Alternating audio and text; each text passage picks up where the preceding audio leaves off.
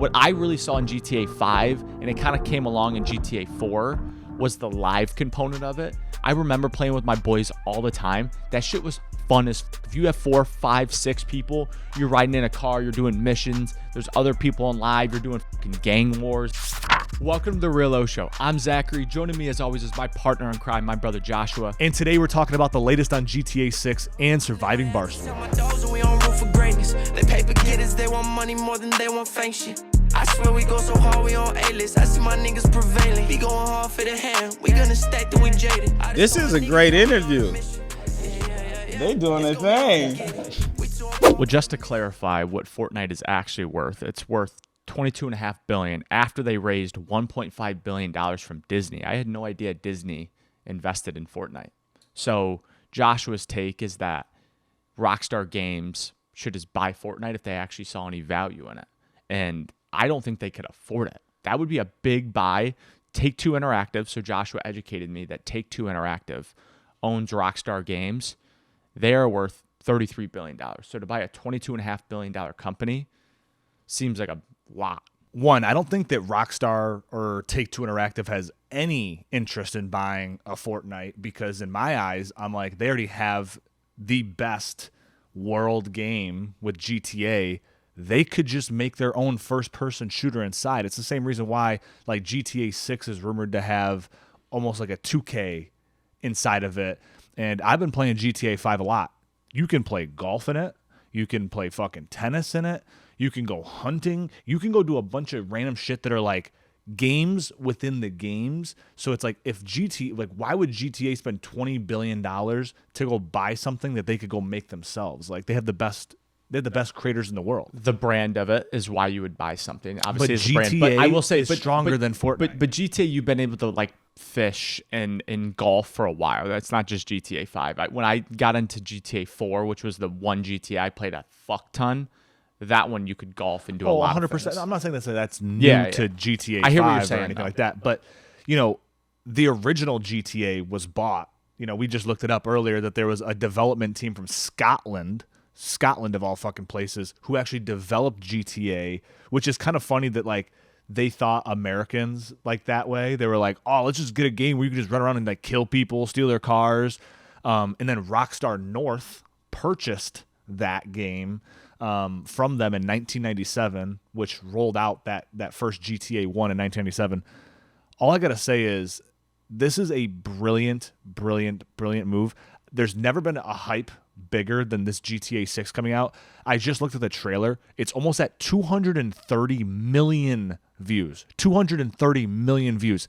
I don't know any trailer of anything that has 230 million views. That's incredible. The draw of GTA is incredible. And I looked this up last night. GTA 5 made $8.5 billion to date. That is fucking insane to think about. But then I was like, damn, how do they do that? And how they do it is they literally drop one game every 10 years. The hype of it, the spending. What I really saw in GTA 5, and it kind of came along in GTA 4, was the live component of it. I remember playing with my boys all the time. That shit was fun as fuck. If you have 4, 5, 6 people, you're riding in a car, you're doing missions, there's other people on live, you're doing fucking gang wars. Like that brought in the Call of Duty component, what you kind of see with Fortnite that rivals that. And obviously Fortnite and GTA are very, very much different, but there's a lot that I think GTA could learn from Fortnite and what they've done. And I really think they should start to add real human characters, like how Fortnite you can do Eminem and Juice WRLD and Snoop Dogg. I would actually like to see GTA apply that and add real characters. And then I know not everybody wants to be, represented in a game where you can shoot, kill, prostitutes, murder people, like whatever it is. There's a way that I think they could do it in the right way that a lot of people would want to be involved in a game like that. Well, FaZe Banks talks about this, and something that I think that this is why GTA 6 is taking so long to develop is he believes there is going to be this first world. I can buy a house on GTA 6 online, and then I own that house to everyone online. So now my house... So is that like the blockchain part of it? Essentially. So they're trying to develop this. And again, I don't know if this is for certain. This is what FaZe Banks talks about. And FaZe Banks is in the heart of everything. I would like consider that. him an expert on this. He is an expert at anything video games. And FaZe Banks was talking about how GTA 6 plans on bringing the blockchain involved, where the blockchain will essentially be the forum of, I bought this house in GTA 6 for $200,000 VC coins, whatever the fuck that is in real life. Over the next 2 years, that value has gone to $1 million because everyone wants a house. Everyone wants to do all these things with it. Now it's like, I have the sickest house in GTA. It's real. Now you do that to cars, skins, everything else that you can go along with. Now they make a 2K part where it's like, okay, now I want to customize my guy in there. Every piece of this could get upticked. And you can tell just on how they treat GTA 5. And the reason why GTA 5 has had such a long life is because of their online presence. Yeah. They keep adding new challenges to online. They keep adding a new layer to online, very similar to what Fortnite's doing. They're changing the maps, doing all that. It's brilliant. It's also hard to compete with it. And this is what I wrote down in my notes before the show. It's the freedom of choice in the video game. You're not boxed in. You can do the missions. You don't have to do the missions. You can buy a house. You don't have to buy a house. You can kill people. You don't have to kill people. And actually, it's the ability to be able to do whatever you want, which is what the free world games do, and what essentially video games in general do. You're allowed to express yourself in any way you want, and that's what GTA has absolute fucking crushed on. And the reason why it makes it so valuable is the times when you're running around in GTA not doing a mission are actually when your guy gets better and you're actually finding all these weird side missions that are like, oh shit, if I wasn't swimming in the fucking bay over here, I wouldn't have realized I have to collect these 30 submarine parts. And now it's like these weird little niche things that aren't a challenge, but are always an ongoing challenge. And it's like little things like that. It makes the world. I was telling you, I was like, man, if they added AI to GTA, like these people would be real. Like there's like random plane crashes. There's like random things that you're like, you cut off a guy, they're like, hey fucker, like it's like there's weird things that it's like they thought of everything. And I do want to, not to ramble for too long, one thing that I'm really excited about is in Red Dead Redemption, you can like punch someone, shoot someone, and they're like bleeding out on the thing, like and it's like so realistic. You're like, holy, that's like almost too realistic. GTA 6 is allegedly supposed to be like that same way, where like you kneecap someone, they're like hobbling with their knee bleeding, and it's like it's kind of interesting, but like, no, that's what people want. People want that like in depth, like GTA 7 and 8 are gonna be fucking all VR, and you're gonna be in the world running around probably. So it's real. I'm actually so excited on this just because it's like the amount of things that they are gonna put into GTA 6 is gonna be incredible. I would love to see them do, going back to the skins and what Fortnite has capitalized on, I would love them to do, you know, a Diddy skin, a Jay-Z skin, a Kendrick Lamar one. I think those would be just hits in the game. I was going to say something really ruthless to that, but I feel like we hate on Kendrick Lamar too much on this channel, where I'm like, I don't want to get views just because we're hating on Kendrick Lamar. Because honestly, dude, I was listening to some K-Dot songs, and he's got a couple hits. They were older songs. But they could throw a Diddy party in GTA. They could. That'd be kind of funny. You have to like go catch. You had to go catch a predator. Yeah, that would do numbers. It's so I just watched this video last night about the GTA 5 map compared to the GTA 6 map. And if you ever see the GTA 5 map, it's a pretty big map. Yeah. Like if you go from tip to tip, that'll take some time. So this guy, and it must have been one of the developers for GTA, took a helicopter from one point to the other point.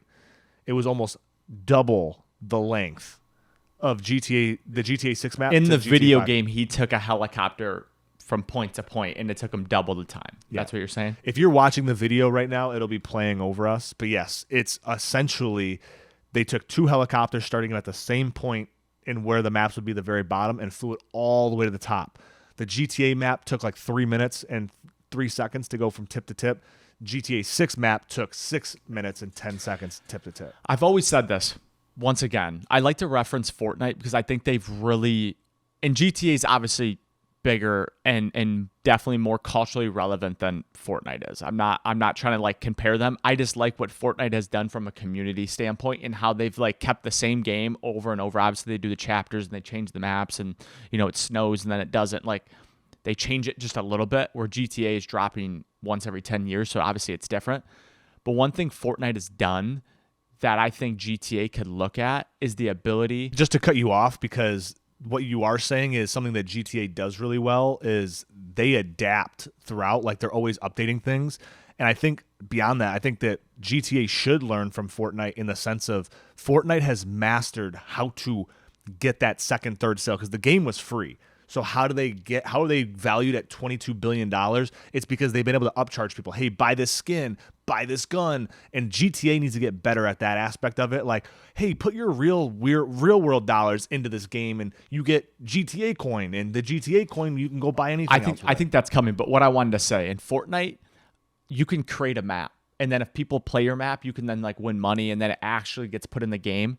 GTA needs to do that. Imagine us riding around in Saline, Michigan, being able to do whatever the fuck we want. Like that ability to be able to create your hometown city and then fucking playing it. And whether you get people, you invite people, however they get that to work, how Fortnite does it. That is the next step I would love to see GTA be able to do and capitalize on. I think it's a little different for GTA and Fortnite. And I say this because in Fortnite, I'm sorry, in Fortnite, you can't like walk into random buildings. You can't like talk to random people on the side. Jesus. Every time I always hit my mic. You can't just do random things like that. In GTA, in Fortnite, it's just like a plot of land. You can like build your own little structures and shit, but you can't like go into other buildings and stuff like that. Where GTA is like, you have this massive map that you can literally just walk into random houses. You can fuck with random people. You can steal some random person's car. And I think the layers of programming for that run so much deeper. Like GTA 6 isn't just they're like we're scrapping it, but you know how they're they taking. But you know how they do it. like the Google Maps and the Google satellites where they drive a car around the world. Why can't Google and GTA fucking partner up? And then anybody's like, hey, I want to play in Michigan. They can develop it based on the satellite and the pictures they already have developed. I just don't know. I don't know how. I don't think it works like that. I think that how all these things work is every individual building has to be developed, designed. Every piece of it has to be made, and that's why if you look at GTA, they don't do a whole bunch of different cities. Like this GTA 6 is taking place in Vice City, which is Miami. Vice is an old GTA. I was going to say that's one of the original ones. Exactly. So how these video games work is when they bring out with a GTA 6 or a GTA 7 or whatever the next one is, it's just built off of the last one they made. So if they've already made it, like they're not going to redevelop like this Miami one. They expanded the city, but they didn't have to redo everything. They just took what they already have made and they can expand out with it. Easier. Exactly. Of course. So if you're developing it from square zero, that's why it takes 10 years. The person in their basement couldn't just develop this map, the high quality they have. And the reason why I like GTA so much, they don't put shit out early. They're like, we're holding every bug. We're playing. Like, they don't even give this game early to Kai Cenat. So that just shows how lock and key everything is and how tight. I would love to see a little bit more though of like the community. Like how can you bring in? Yes, Rockstar Games has winning and they develop it right, and I get with the bugs and no one gets the early access. But how can you make it a collaborative game? That is where you win. That is why Fortnite continues to fucking win, because you can build a map and get fucking 3 million people to play it, you get money, and then it gets put in the fucking map. That incentivizes people to be creative and feel like, bro, I have a chance to be a part of this legendary game. In GTA, you're just a character. Like, how can you make it collaborative and really fucking win? Do a pot of money. You build the best fucking section of a city, you get $1 million. You know how many people would be trying to build a section of a city? 100%. People would be quitting their fucking job to devote their life to winning that money. I think a section of the city is different. I think if you made it like a rollblock style where you could build it in the game. That's what Fortnite does. It's not Fortnite. I don't think it's a whole map. It's like kind of like it's not like a whole map. It's like a square like type thing. It's not like a full like build the whole fucking map. That would take years. That's what I'm saying, and that's what I was arguing to. But, no, don't get me wrong, if you could do like an area of the map, sure. Yes, the area. But I was saying how to team up with Google because they already have the satellite, and if you could, AI generate, regenerative fill, we use a lot. Regenerative fill, like this is the bones of this area in the U.S., and then you kind of just like generic program the rest of the shit. Like it kind of feels like it, but it's not like totally the real thing.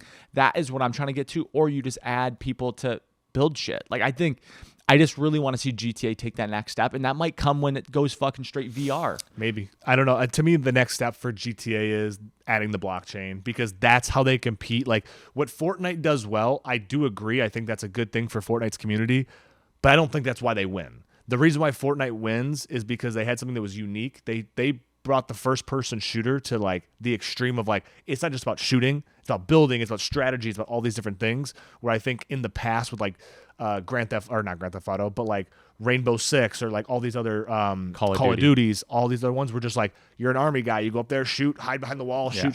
What Fortnite this was different. What Fortnite won on, it brought back the old Call of Duty days when you're playing with your boys and it's like a team effort to win the game. And Fortnite made that, obviously, with the Minecraft part of the building, the first person shooter, you just collect things.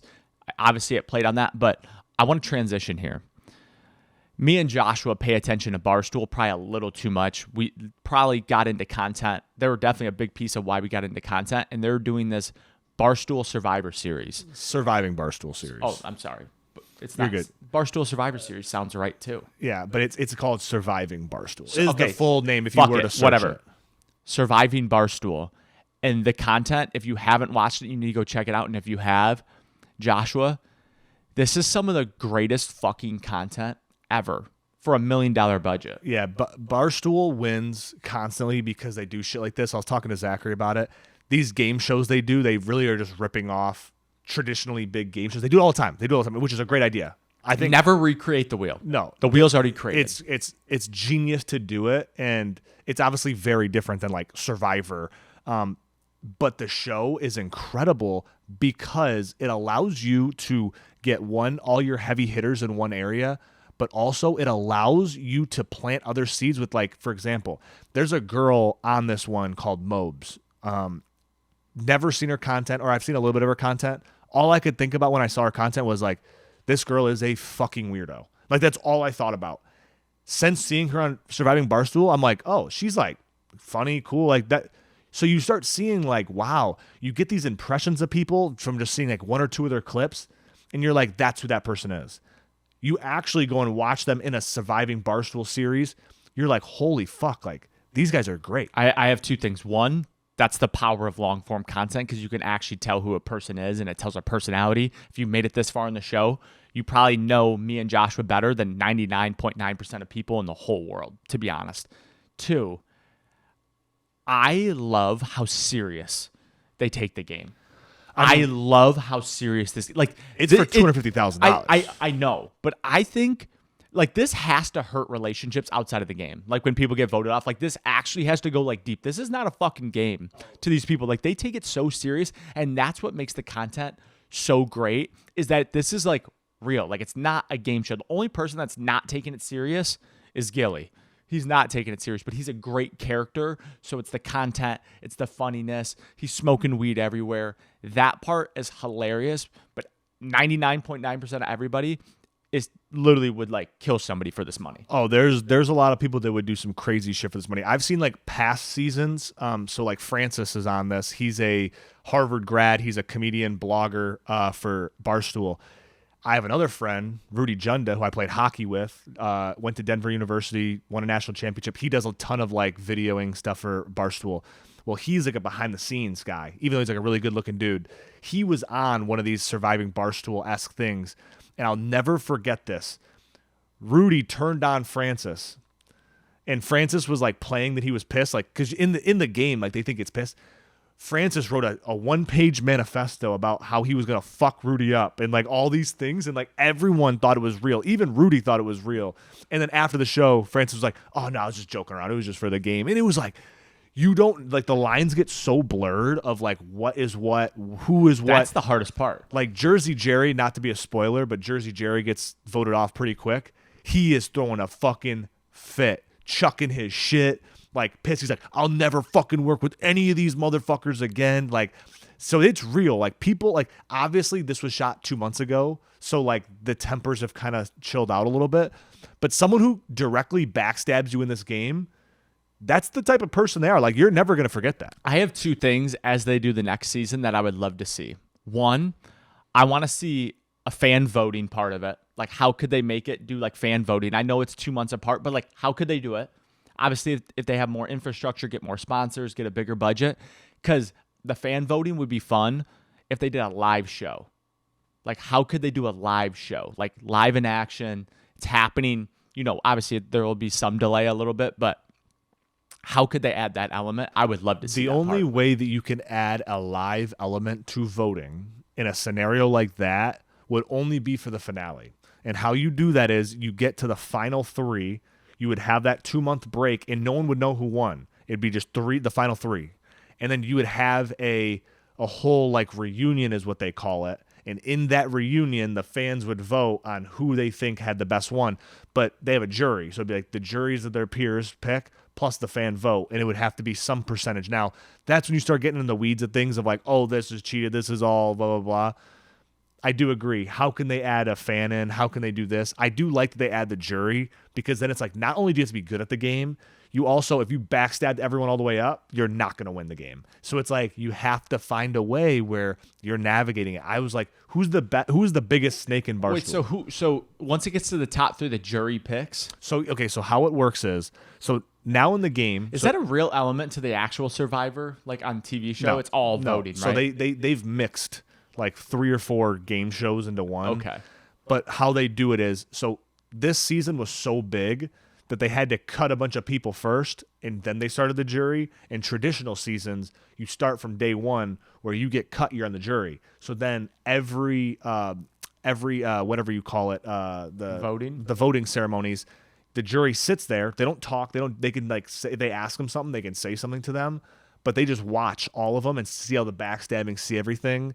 And then at the very end, there's 3 people that go. So they make it to the final 3. And then once there's the final 3, the jury votes on who wins. So if you're just someone who won all the challenges, you were a good dude, most of the time they're like, hey, Biz played the game the best. Let's give it to Biz. Or like, hey, Kramer fucking didn't do anything the whole way. He just snuck all the way through. Like, fuck this guy. He didn't win one challenge. He didn't help his team. Everyone didn't vote him because he was not a threat. So it's like there's like that play. Got it. So, and like Tommy Smokes, he's like the referee in the game. Yeah. He is the best. He might be the best reality TV person I've ever seen. Every game show I've ever seen him do, he wipes the floor with everyone. He knows how to just play the both sides. I wish he was in this one. I think I'm an episode behind you, or I might be like almost 2 full episodes, but Gilly in the 3rd episode thought he was getting sent home, was packed and everything. And Tommy Smokes was like, Gilly, like, you have a chance. We can't vote 3 black people off in a row. Like, that's racist. Oh, dude, that was fucking jokes. That was one of my favorite parts. I was thinking that. I was like, I thought Barstool was going to catch some like race comments for voting 2 black dudes off in one show because they voted Wallow and Arian Foster off in one episode. I was like, bro, if they vote Gilly off, But Gilly would have been a bad vote off, though, because he's good content. No. He's a good character. Yeah.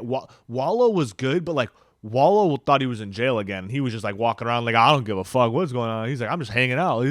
Arian and Wallow made sense. Like, if you actually watch the element, it made sense. But Gilly didn't make sense because Gilly like actually has a little bit of talent, and almost his fact that he doesn't give a fuck is almost better. Yeah, but you can tell, dude. Like, look at the team. Look at the people on his team. Kurt Minahan, like Kelly Keegs, like Mobes, like these people, no offense to them, I actually really like their characters, haven't been around a lot of black people. So you can tell that like Gilly is kind of like rubbing them the wrong way a little bit, like just acting out. Well, they're taking it serious. Like that, they're taking it serious, and he's making fun of the whole thing. He's wearing a fucking hockey helmet the whole time, which is great. It's great content. Yeah, it's actually you can tell. No, it's good content. It's actually, I really like Gilly. Again, Gilly was a guy who I think opened some eyes to people that would be like, oh, I'm interested in what he does at Barstool. Yeah. And I think it adds that blend of bussin', it's like bussin', spitting chiclets, $1 million worth of game. You're putting all these brands together, PMT, all together, macro dosing, and you're just like, where's PFT at? Why is he not doing it? PFT didn't get the cut. Was he in a previous season? He wasn't he was in last season. He got cut? He got the cut. What was the actual standard to who makes it and who doesn't? Dave was the one who picked, who made it in, who made it out. Dave had like 5 people at the end who he was shuffling in. Like Brianna Chicken Fry was supposed to be on this episode, on this season, and what happened was she got in that big breakup with Zach Bryan. Last minute she bailed. That's why Mincy got brought in, and Mincy was only in there because of that. that's why Mincy's in there sitting all happy like, shit, I could just win $250,000 and I didn't do He shit. has 0% chance Mincy wins. But he's like that one guy, though, where you look at him and you're like, he's so dumb and he's so unathletic that if we just keep him going, he's an ally to us where he has a vote. Like, you can sway him to vote whoever you want for you. And on top of that, we could at any point just be like, all right, Mincy's out. Yeah, he's the sacrificial lamb. He's the lamb. Yeah, for sure. But if you made it this far, drop a like, leave a comment, hit subscribe. We really appreciate you listening. Until next time. Peace. I gotta stack out this gold. I tell you I'm on the road. About to get all this dough. Me and no fuck niggas know. I swear to God we the ghosts. This ain't the story they told. Man, if you know, then you know. I never had to tell my dogs that we on rough for greatness. They paper getters. They want money more than they want fake shit.